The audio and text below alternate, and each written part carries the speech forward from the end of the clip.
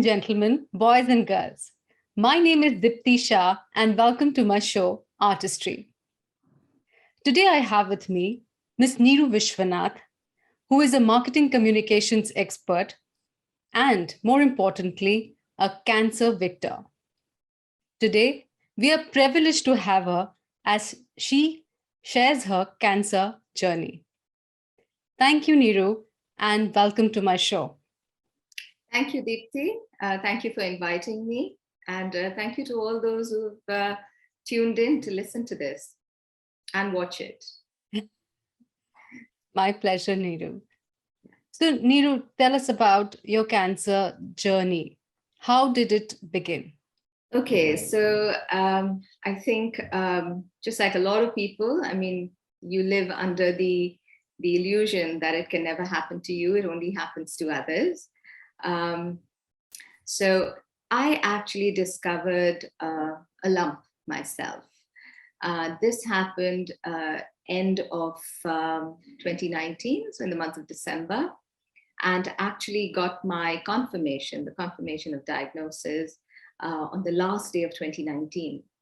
Surprisingly, when I suspected that there was something, I went for a mammogram, which came out clean. And after that, in fact, I went on a small trip with my daughter to drop her off in Taipei and came back, but I had this niggling doubt and I knew that I should be doing an ultrasound as well to confirm, because that's what's happened in the past with me.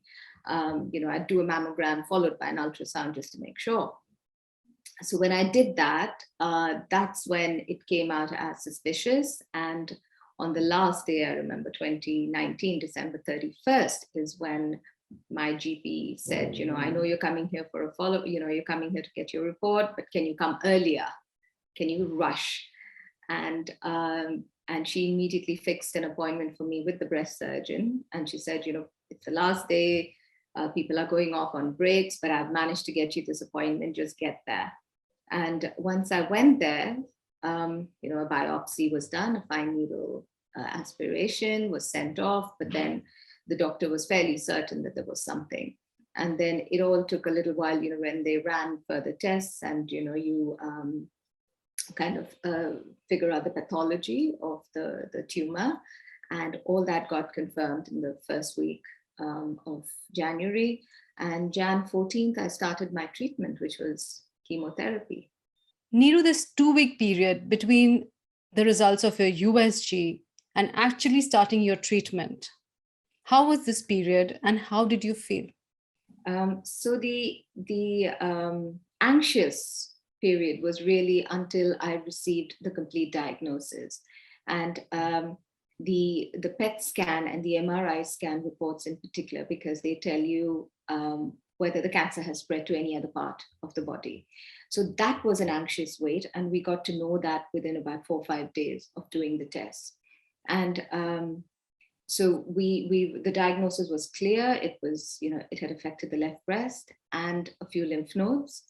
Once I had the diagnosis in hand, I was pretty sure that, I'm going to be fine. We're going to deal with it. I'm going to be fine. I walked out of there saying, I'm going to beat it.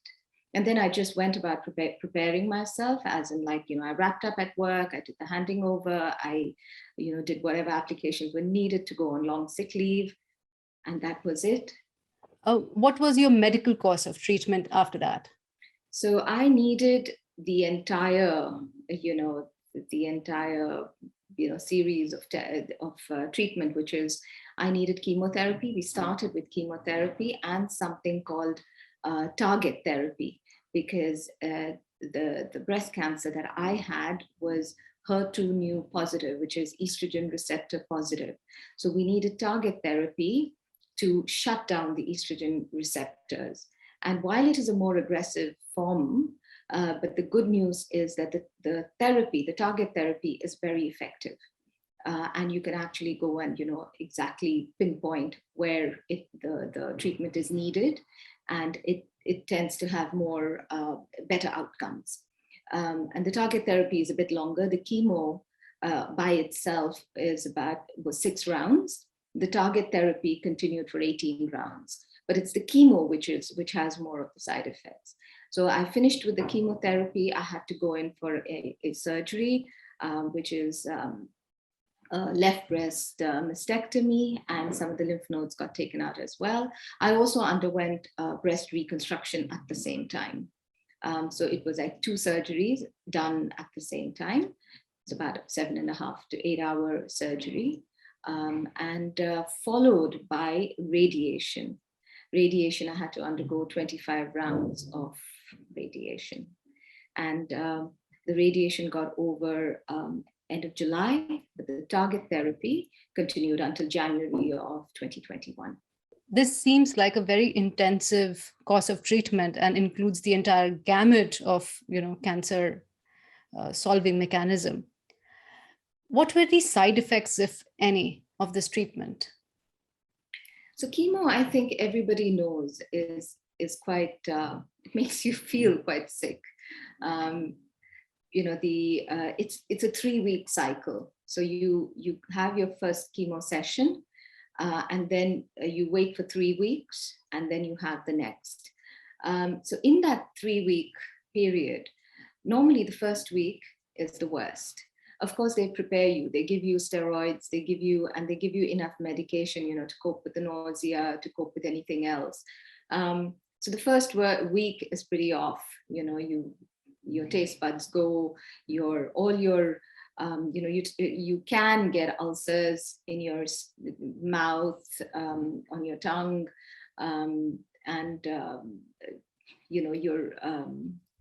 basically you can't eat very much, appetite gets hit, nausea, all of that. And then the second week onwards, you start to get better. But the second week is when you got to watch out, your white blood cells drop. And you're supposed to take some injections to help boost your white blood cell count. And that takes a little bit of tweaking. So the first round for me, they realized that it wasn't sufficient. And then they gave me additional, but that became too much. So then we finally arrived at, a certain number. So it takes a week, a couple of rounds of chemo before things settle down. And fortunately for me, I have to say that it wasn't that bad, 3rd round onwards. I learned to deal with it. It wasn't really bad for me, as I hear and I see other people, who I'm talking to, who have it quite bad. So the chemo, the target therapy, which continued later, was nothing. I mean, there's no side effects to that. Surgery, of course, you recover. And it quite surprised me how quickly the body recovers. It was quite a major surgery, but honestly, I mean, you're back on your feet within a week. You can be back on your feet. I mean, it takes a little while, of course. I mean, you're still sore and all of that, but the body's capacity to recover and heal itself is quite amazing. And then the radiation therapy, which I thought actually would be smooth sailing, ended up being the toughest actually for me, because it generates a lot of heat, and it's like burning, right? It's like burning your skin. So your skin turns black and it gets sore, and not sore, but it gets I couldn't wear any clothing that really touched my skin too much, and so that was a little difficult. But again, the body heals, and it's all good. Along with the breast cancer, you also had some lymph nodes that got affected by the cancer. What were the side effects on the lymph nodes, if any? And what were the complications with that?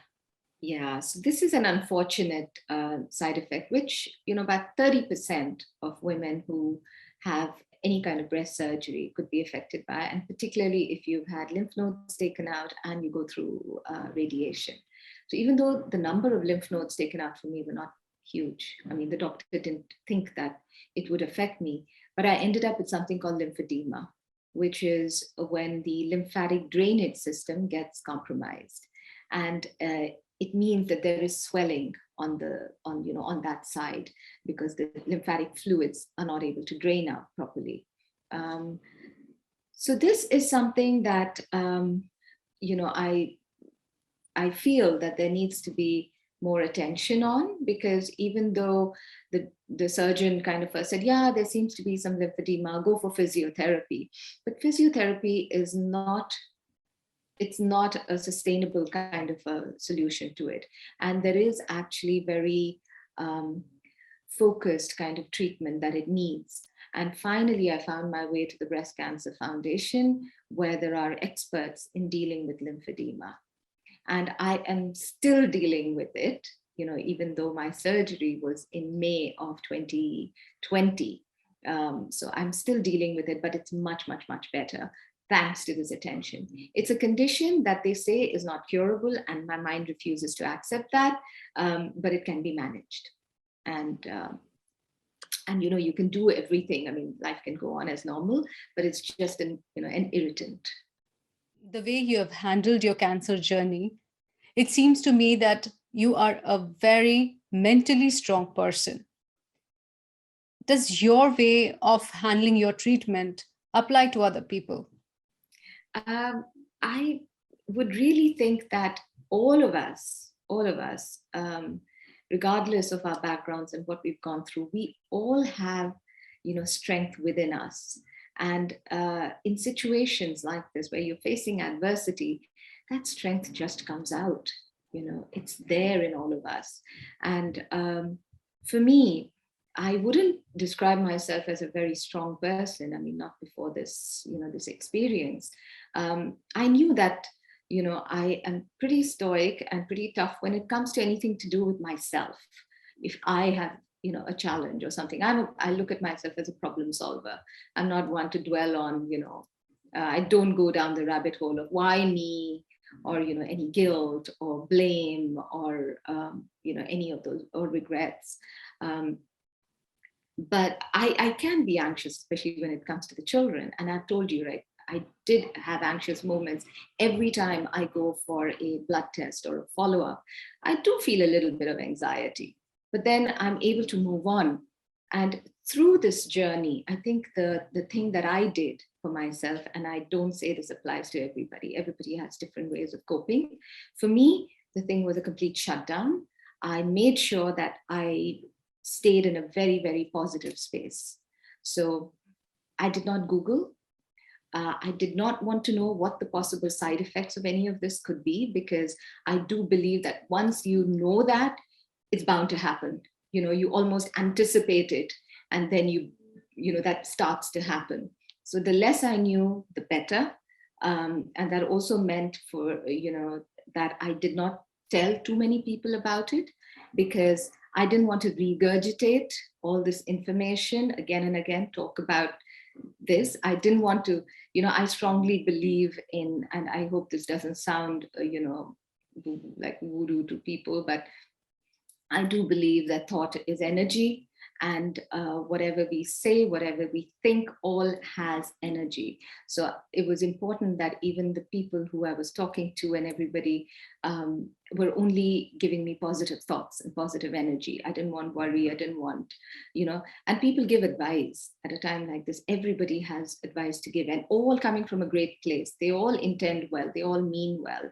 But, you know, how much can you take? And you don't want to just dwell on that. So that was my thing. The other thing for me, which was a game changer, was finding a healer. When I say healer, I don't want people to think that that person healed me. It was more about him helping me channelize the power within me to heal myself. I think that's what happened. And that greatly helped. So that was the way I went about it. And I'd like to tell people that I didn't even find out what stage of cancer it was, because I didn't want that number to then, you know, to be interpreted as, you know, these are my chances or these are not, because it's just a number. And I knew that it wasn't a very early stage, but I didn't want to know, you know, how bad it was or what the prognosis could be. Okay, because I knew that I could deal with it. Whatever it is. From the very beginning, you built an mental armor, if I may say so, around yourself. And you went like a warrior and overcame cancer. Thank you. Thank you. Yeah. Awesome, Niru. Very inspiring. What would you say to people who have just been diagnosed with any form of cancer? So I would say, find your own coping mechanism, all right? Whether it is to surround yourself with people and to share whatever you're going through, build a little community around you, or the reverse, which is you put yourself into a bubble, get only positive inputs, send out only positive messages, and don't fear. Okay, that's my biggest advice. Don't be afraid, because it's possible these days to get the best medical care. And also, through my journey, I've realized that our mind and body are absolutely, fantastic tools that we have in our armory, and it is up to us to be able to channelize that and use it. Our body has the capacity to heal itself. Yes, medical science has to do what it has to do, especially in, something that is like breast cancer, where you do need surgery, you do need all that intervention, but help that treatment by doing your bit. Okay, and we have the power to do that. We completely do. So that would be my thing. No fear, and do whatever it is to keep yourself positive. Niru, can you tell us a little bit about the Hong Kong Breast Cancer Foundation? So, all right. So I, the minute you go into the hospital and, you've done your surgery, and especially if it's breast cancer related, then invariably you will get a little care package from the Breast Cancer Foundation that has all the information. If you need like a support group, you need, treatment help, your family needs counseling, all of that information comes to you. But I started going to them mainly to deal with my lymphedema, okay, because to manage the lymphedema. And I got really close to the people there and the head nurse. And while it is a Hong Kong-wide, it's meant for all Hong Kong people, their focus is more on the Cantonese-speaking women. And they do have English-speaking women there, but they're fewer in number. So I would get asked, if there are some English speakers who want to talk to somebody else who's been through the experience, would you be open to it? And I was like, yeah, absolutely. Once I'd brought myself out of that little bubble and I was ready to share my experience and all of that, it was absolutely fine to me. And even before the Hong Kong Breast Cancer Foundation, I had ladies reaching out to me, just got to know through other people, through friends or others. And, I'd started to do that. So with the Breast Cancer Foundation, I have actually enrolled myself as a volunteer. And they put me in touch with, other women who just started the journey or have been through this journey or whatever. And I share my experience with them, just for someone to talk to, that's it. And also I'm trying through them to push the case for better lymphedema care and management. So these are the two things I'm doing. They're a small NGO. They don't have too many resources, but I think they are doing a good job, but they definitely need more hands. They need more funds. They need a little more visibility. Thank you so much, Niru, for taking time out and speaking to us on your personal, very intimate breast cancer journey. I'm sure that people have a lot of things to learn about from your experience, and I'm very thankful that you came on my show. Thank you. Thank you, Diptii. Thank you for the opportunity. And I really hope that women, most important women, please get tested, please get checked. Don't ignore that. Women tend to put themselves, bottom of the list. Don't do that. And stay healthy and don't fear. Don't fear anything. All right. Thank you, Diptii. Thank you, Niru. My pleasure to have you.